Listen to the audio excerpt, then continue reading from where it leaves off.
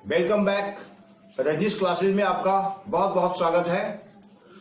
My dear student, कल मैंने आप लोगों के लिए जो टॉप 30 क्वेश्चंस बनाए थे, उस टॉप 30 क्वेश्चंस में मैंने भारत एवं विश्व भूगोल से बहुत ही इंपॉर्टेंट क्वेश्चंस आप लोगों के लिए दिया था। आज उसी कड़ी को आगे बढ़ाते हुए, उसी श्रृंखला को आगे बढ़ाते हुए टॉप 30 क्वेश्चंस फिर मैं आपको दूंगा। वो भारत एवं विश्व भूगोल से ही संबंधित है। मेरा विश्वास है कि कल दिए गए क्वेश्चंस को आप लोगों ने बहुत अच्छे ढंग से सुना होगा, देखा होगा, पढ़ा होगा, नोट किया होगा।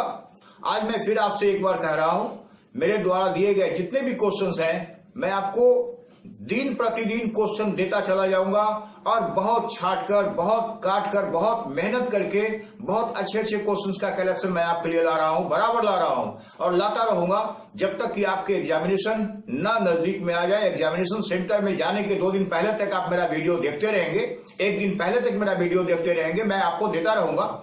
मैं उसी श्रृंखला को, उसी कड़ी को आगे बढ़ाते हुए आपसे निवेदन करते हुए कि मेरे क्वेश्चन को आप न छोड़ें, मेरे वीडियो को देखना ना भूलें। और लास्ट में एक बार मैं जरूर बोलूंगा मेरे दोस्तों, मेरे छात्रों, मेरे स्टूडेंट्स, कि आप मेरे वीडियो को लाइक, शेयर और सब्सक्राइब करना भी ना भूलें। इस कड़ी को आगे बढ़ाते हुए मैं आपका समय बर्बाद नहीं करना चाहता हूं और मैं आपको क्वेश्चंस दे रहा हूं। आप उसे नोट करें, अपने नोटबुक को निकाल लें और आप लिख।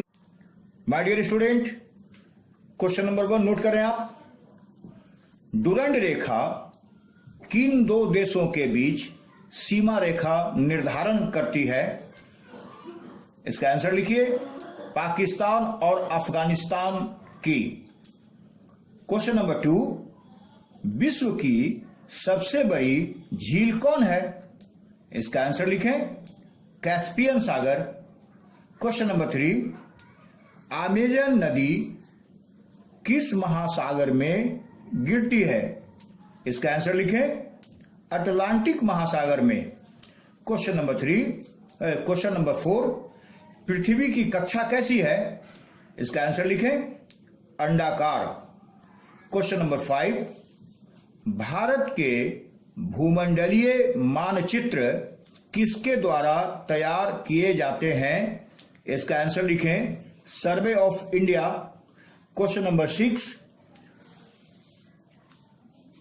टर्की का कौन सा नगर पश्चिम का द्वार कहलाता है? इसका आंसर लिखें, इस्तांबुल।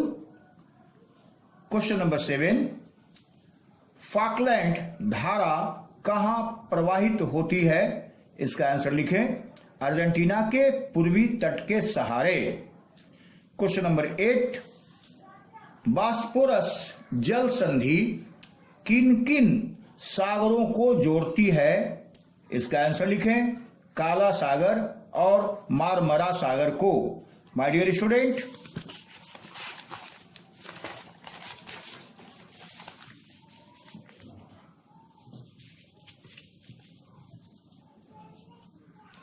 क्वेश्चन नंबर 9, जब पृथ्वी सूर्य के निकट दूरी पर होती है तो इस स्थिति को क्या कहा जाता है? इसका आंसर लिखें, उपसौर।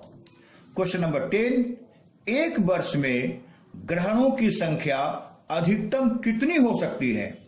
आप जानते हैं कि ग्रहण तो करीब करीब हर 1-2 साल के बाद लग ही जाता है, तो इस पर एक संशय हो जाता है कि हाँ, अधिकतम ग्रहण की संख्या कितनी हो सकती है।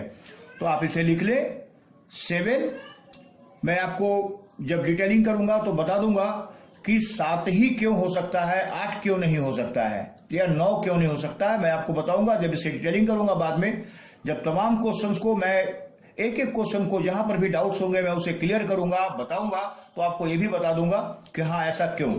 लेकिन अभी आप इंपॉर्टेंट क्वेश्चन को नोट करते जाएं, क्योंकि अभी मेरी श्रृंखला वही चल रही है क्वेश्चन, इंपॉर्टेंट क्वेश्चन को देने की। क्वेश्चन नंबर 11, नागरकोइल से श्रीलंका जाने के लिए किस जल डमरू मध्य खाड़ी को पार करना पड़ता है? आंसर लिख लें, मन्नार की खाड़ी।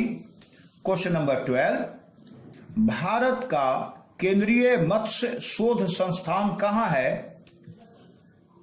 आंसर लिखिए इसका, कोचीन में। क्वेश्चन नंबर 13, विश्व की कौन सी नदी भूमध्य रेखा को 2 बार क्रॉस करती है, अर्थात 2 बार काटती है? इसका आंसर लिखें, कांगो नदी। क्वेश्चन नंबर 14, उड़ीसा में सिंपली पाल वन अभयारण्य कहां है? इसका आंसर लिखें मयूरभंज में। क्वेश्चन नंबर 15, यूरोप का कॉकपिट किस देश को कहते हैं? इसका आंसर लिखिए बेल्जियम को। क्वेश्चन नंबर 16, पिरेनीज पर्वत किन दो देशों के बीच है? इसका आंसर लिखें फ्रांस और स्पेन के बीच। क्वेश्चन नंबर 17, विश्व का कॉफी पोर्ट कौन सा शहर कहलाता है? इसका आंसर लिखें सेंटोस। माय डियर स्टूडेंट, ये क्वेश्चन बीपीएससी के एग्जामिनेशन में आ भी चुका है।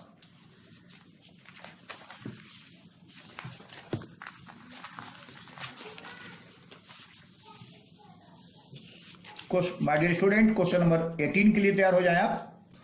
क्वेश्चन नंबर 18, किस पड़ोसी देश के साथ भारत की सबसे लंबी सीमा बनती है? इसका आंसर लिखें बांग्लादेश के साथ।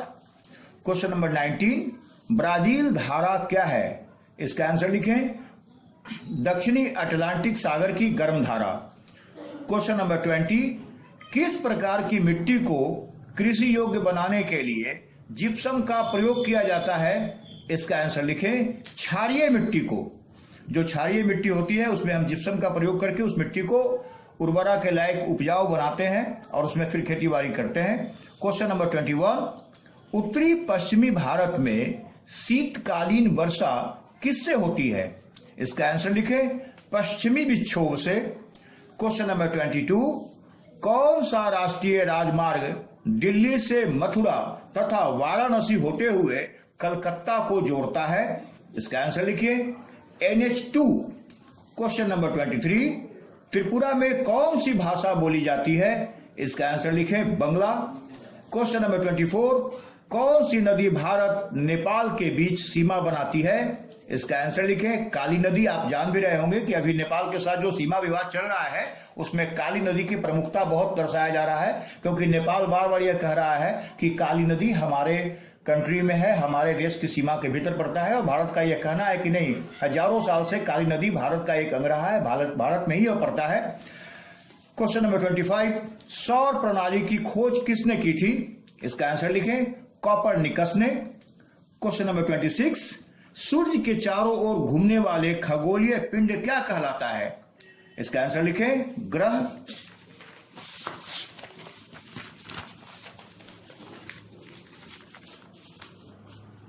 My dear student, question number 27 note करें।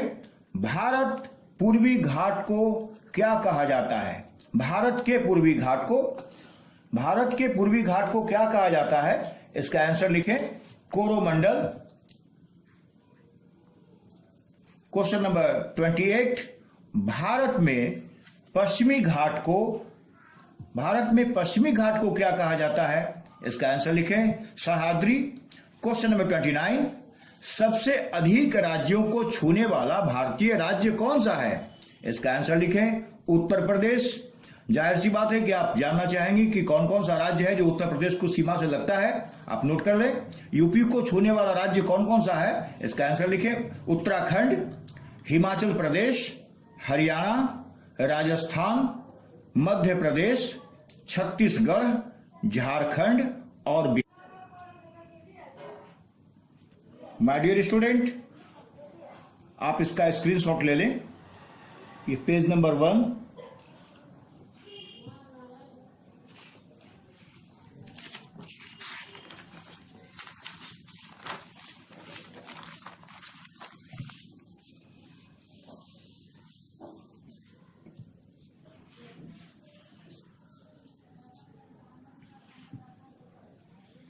पेज नंबर 2,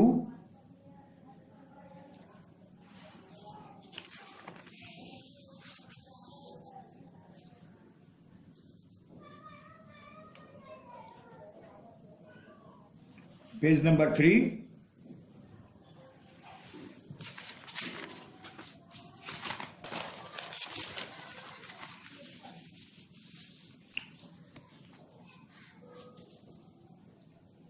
और ये आपके हो गए पेज नंबर 4।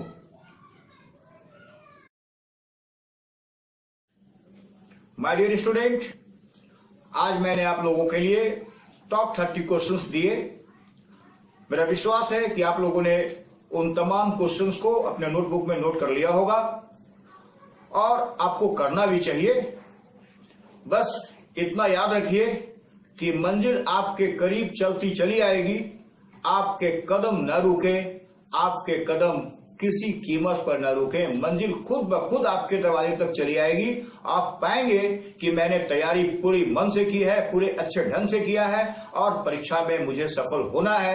एक सीट आपको अपने लिए रिजर्व करना है माय डियर स्टूडेंट, एक सीट, बस एक सीट आपको रिजर्व कर लेना है और किसी प्रकार की कोई चिंता मत करें। मैं आपके साथ हूं, मैं बिल्कुल आपके साथ हूं और रहूंगा। ये मेरा वादा है आपसे, ये मेरा वादा है आपसे।